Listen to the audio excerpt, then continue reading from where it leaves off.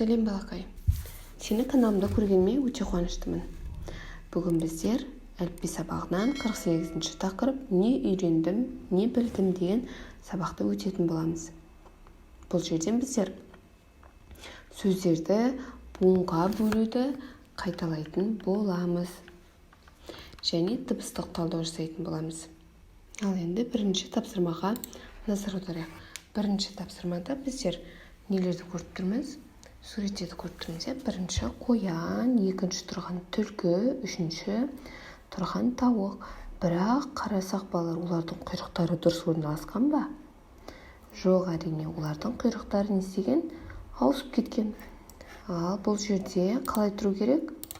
Қоянның құйрығы қайсысы? Қоянның құйрығы міне әтеште орналасқан. Әтеште орналасқан. Ал бұл ненің құйрығы? Бұл түлкінің құйрығы. Ал келесі түлкіде тұрған бұл әтештің құйрығы. Сонда бұл суреттегі жануарлардың құйрықтары ауысып кеткен екен. Енді біздер оларды қалай дұрыс болу керектігін таптық. Енді қане осы жерде берілген жануарлардың атын буынға бөліп көрейік. Бірінші тұрған бізде бұл қоян. Буынға бөлейікші қане. Қоян. Екі буыннан тұрады. Келесі түлкі. Екі буыннан тұрады. Келесі әтеш. Екі буыннан тұрады. Бұл жерде балалар барлық сөздер екі буыннан тұрады екен. Келесі тапсырманы назар аударайық. Келесі тапсырмада қарасақ, біздерге жеміс жидектер берілген. Бұл жемістердің атауын айтамыз. Олар дауысты ма, дауыссыз дыбыс па, соны анықтайтын боламыз. Кәне бірінші тұрған бұл бізде қияр. Қияр бұл қ. Қ дыбысы дауыссыз. Қияр. Келесі жүзім. Ж. Ж. Бұл дауыссыз. Жүзім. Келесі лимон. Дауыссыз.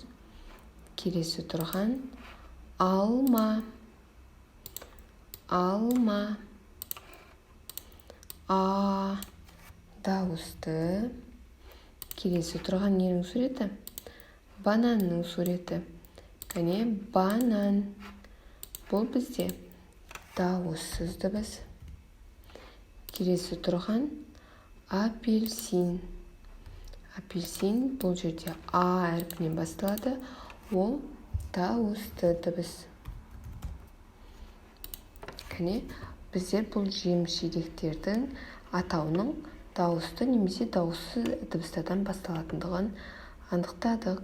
Келесі тапсырманы назар аударайық. Бұл жерде дыбыстық талдау жасалған.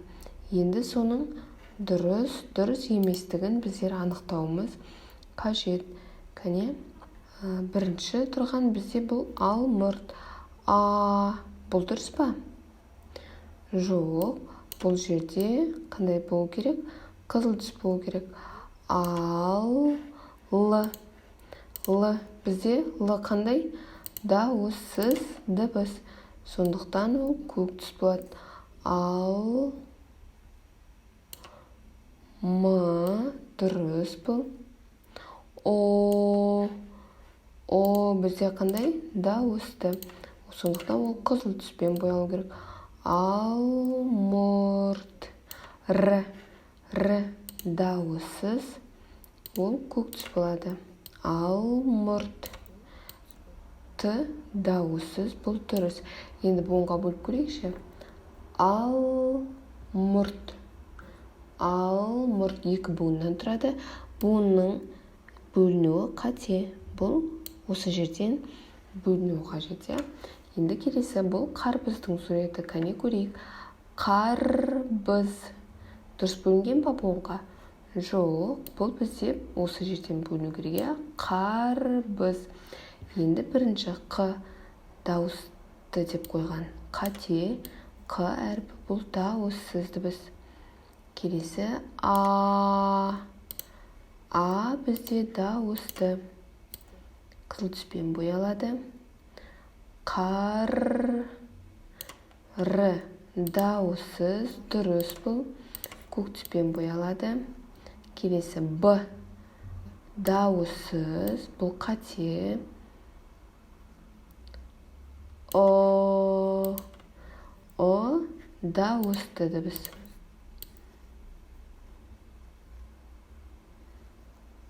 З дауыссыз, бұл дұрыс. Осылайша біздер кеткен қателіктерді жөндедік. Балақай, осымен бүгін біздің не білдім, не үйрендім деген 48-ші сабағымыздың тапсырмалары аяқталды. Келесі сабақта кездескенше каналға тіркеліп, лайк қалдыруды ұмытпа.